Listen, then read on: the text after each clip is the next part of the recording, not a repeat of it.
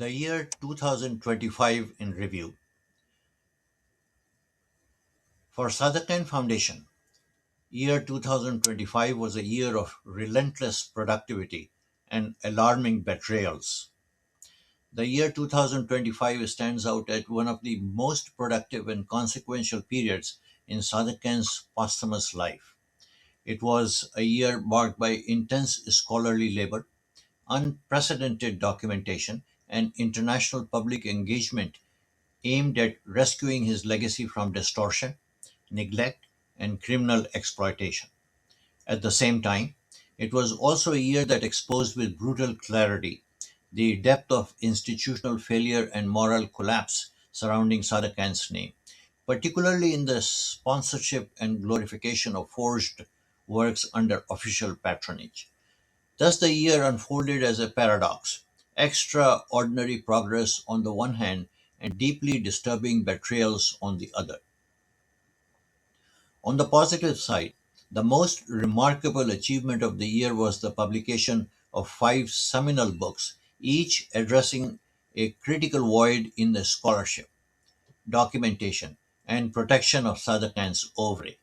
These works were not ornamental publications or celebratory coffee table volumes. They were forensic, corrective, and confrontational in nature, designed to challenge decades of misinformation and deliberate fraud.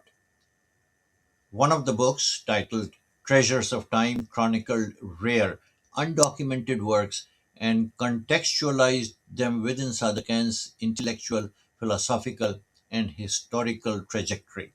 It reaffirmed his stature not merely as a prolific painter and calligrapher, but as a thinker whose work grappled relentlessly with time, decay, labor, faith, and human struggle. The second book, Sadatan Worth More When Dead Than Alive, was a stark indictment of how institutions, dealers, and power structures that marginalized Sadakan during his lifetime now profit shamelessly from his name. The book laid bare the tragic irony of an artist celebrated posthumously by the very systems that ignored, exploited, or obstructed him when he was alive.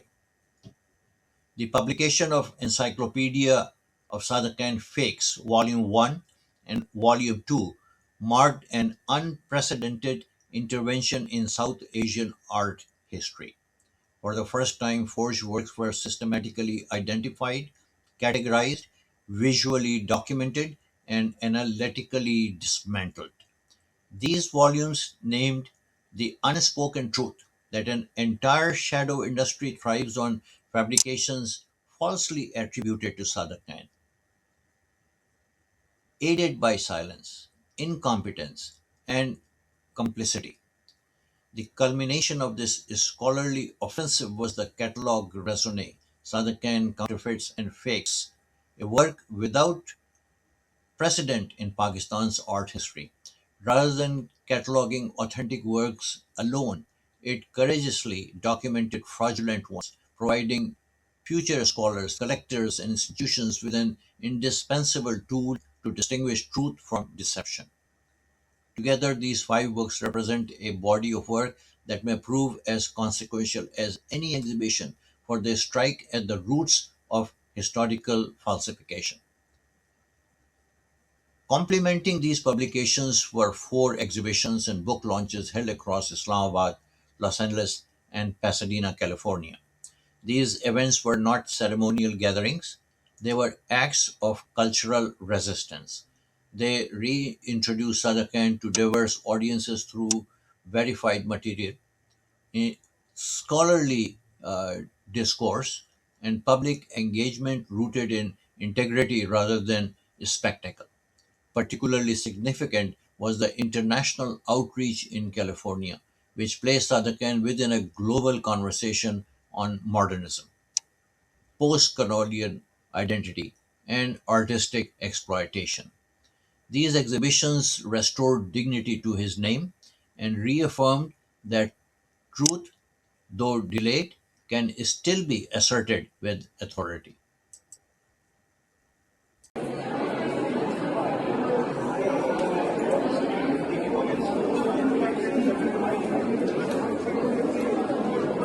look at it, and I'll be around to answer those questions.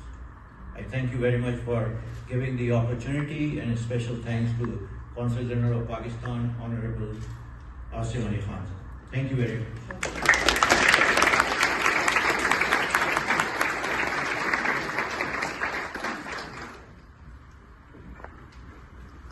Thank you, Dr. Ahmed.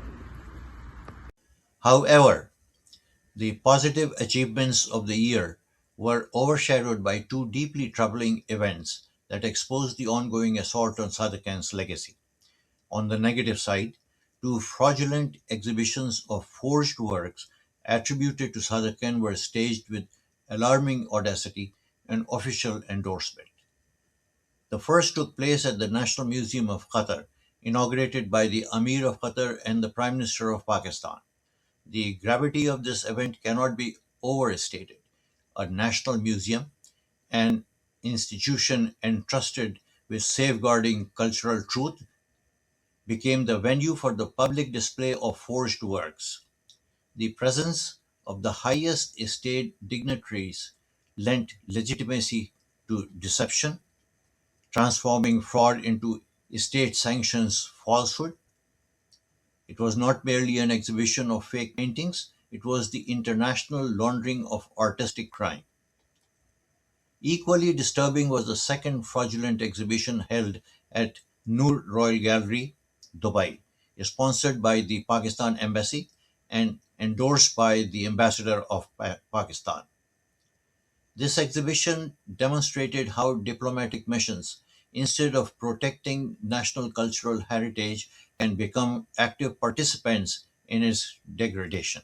The Pakistani state, which failed to protect Sadat Khan during his lifetime and mutilated his masterpieces after his death, now appeared complicit in exploiting counterfeit versions of his legacy abroad. These two exhibitions represent a moral nadir. They reveal an ecosystem where fakes are elevated, truth is suppressed, and institutional authority is misused to deceive global audiences. No accountability followed. No inquiries were announced. No apologies were issued. Silence prevailed, an all too familiar accomplice to cultural crime. Thus, the year must be remembered as both triumphant and tragic. It demonstrated what determined scholarship, ethical commitment, and intellectual courage can achieve against overwhelming odds. Simultaneously, it exposed how deeply corruption, negligence, and opportunism have infiltrated the stewardship of cultural heritage. Sadat Khan, who devoted his life to interrogating power, hypocrisy, and human struggle, remains contested even in death. Yet, this year proved one undeniable truth. While fraud may enjoy official patronage, truth continues to advance, slowly, painstakingly, and at great personal cost. The battle for Sadat Khan's legacy is far from over, but the foundations for its eventual vindication have been decisively laid.